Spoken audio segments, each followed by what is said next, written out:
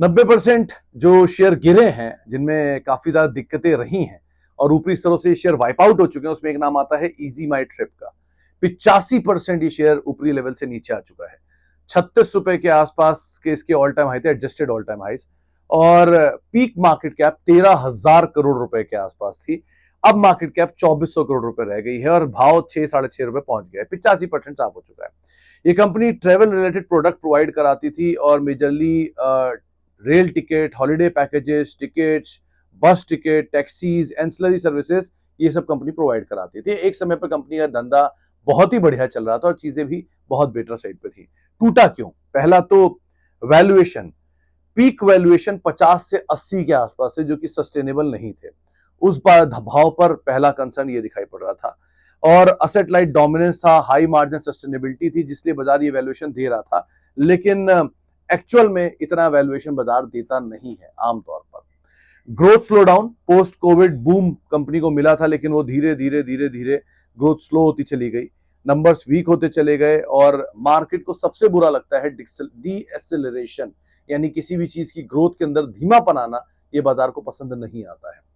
इसके अलावा margin compression होना, ये कंपनी के लिए नेगेटिव था। इबिटा प्रेशर में आ गया, कंपनी का कंपटीशन बढ़ता गया यात्रा की तरफ से और अदरवाइज बाकी प्लेयर्स की तरफ से, नॉन लिस्टेड या नॉन ऑर्गेनाइज्ड प्लेयर्स की तरफ से कंपटीशन बढ़ता हुआ दिखाई पड़ा।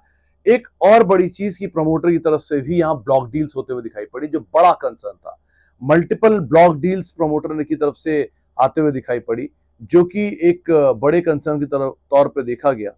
और ये होते ही, क्योंकि प्रमोटर ने जहां पर ब्लॉक डील्स की, वहां से शेयर काफी हद तक करेक्ट होता हुआ दिखाई पड़ा, वो एक बड़े कंसर्न पे रहा। अभी भी अगर मतलब ये तो पुरानी बात रही कि किस तरह से क्या क्या हुआ, लेकिन अगर नई सिचुएशन के हिसाब से देखा जाए तो आज शेयर की बुक वैल्यू है 2.5 रुपए और अभी शेयर का दाम है 8 रुपए के आसपास। अभी भी कंटिन्यूसली लोअर लेवल से शेयर ने एक रिकवरी जरूर दिखाई है, बट नंबर्स के लिहाज से देखा जाए तो प्रॉफिट में एक ड्रॉप है। लास्ट ईयर प्रॉफिट लॉस में आया था, लास्ट क्वार्टर में प्रॉफिट लॉस में आया था। इस बार प्रॉफिट लॉस से प्रॉफिट में आया, लेकिन बहुत ही छोटे नंबर के साथ चल रहा है। रेवेन्यू साइड पे थोड़ा सा जंप जरूर है, लेकिन ऑपरेटिंग प्रॉफिट मार्जिन थिनली 2%, 2.5% के मार्जिन के साथ कंपनी कामकाज कर रही है। डेट साइड स्टेबल साइड पर है।